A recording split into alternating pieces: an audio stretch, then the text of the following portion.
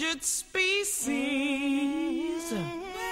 but I sing no victim song. I am a woman.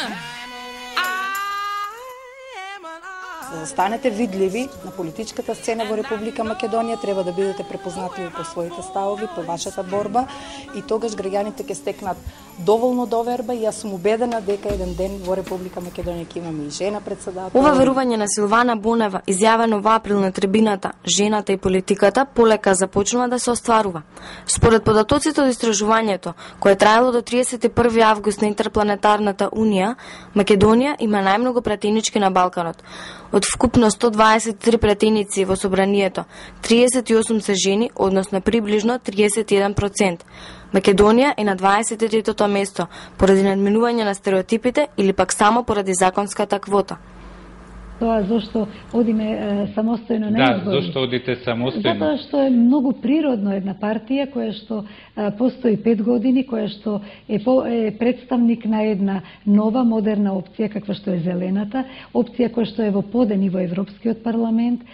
Единствената жена која е лидер на партија е Лидија Поповска, на партијата Демократска обнова на Македонија, или позната како партија на зелените. Оваа партија струи со нови идеи за одржлив економски развој, заштита на животната средина и слично, која најпрво беше во коалиција со ВМРО, но подоцна стана независна и самостојна. Заедно со Поповска и Бонева, на трибината беше и најмладата пратеничка во собранието од минатиот состав Христина Рунчева. Незалудно уште Маргарет Тачер, додека беше премиер во Британија, изјави: ако сакате нешто да биде кажано, прашајте маж, но ако сакате нешто да биде сторено, прашајте жена. Така што жените имаат навистина еден многу посензибилен пристап кон нештата, дури посериозните прашања во политиката знаат да им пристапат на поемотивен начин и соодветно да одговорат. Председателката на Сојузот на жени на Република Македонија, Савка Тодорова, вели дека граѓаните се уште стереотипно гласаат за политичката партија, а не за индивидуите. Додека според неа, зголемениот број на пратенички се должи на присилно дејствување со законската квота. Во контекст на еманципација на жената, таа додава дека законската квота е поттик за тоа. Дипломираната антропологистка и етнологистка Илина Екимовска смета дека еманципацијата не се сведува само на унапредување на жените во јавниот живот.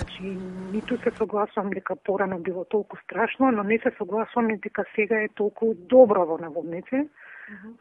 Имаше, не знам кога тоа всушност почнува, меѓутоа јас почнав да го забележувам пред неколку години, дека кај нас девојките, жените кои што влегуваат во брак почнаа да се презиваат во машки род. Ако сте забележале, значи Светлана Јовановски, наместо Јовановска, што мене ми изгледа многу чудно. Предпоставам дека не е некаква законска обврска, туку е избор на самите невести, да и на крајот на кришта да е некаков тренд, некаква мода да почнат така да се презиваат. Според мене тоа е напротив еден чекор наназад во еманципацијата. Сега испаѓа дека по презимето ние се откажуваме од женскиот род на презимето и покрај тоа што македонскиот јазик и неговата граматика, правопис го дозволуваат тоа.